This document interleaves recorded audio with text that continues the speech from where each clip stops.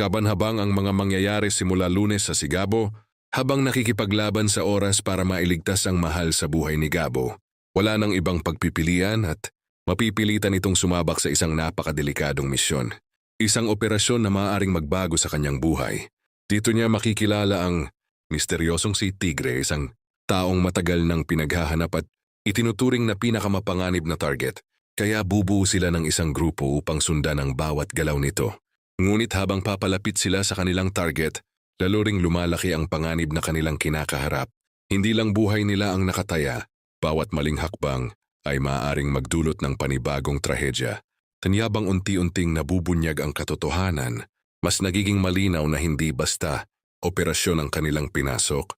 Isa itong laban para sa hustisya at kaligtasan ng mga taong mahal nila. Pero sa gitna ng matitinding habulan at bakbakan, hindi rin mawawala ang mga eksenang magpapatawa at magpapakilig sa mga manonood sa muling pag-cruise ng landas ni Gabo at Samantha. Kaya siguradong hindi ka bibitaw hanggang sa susunod na eksena.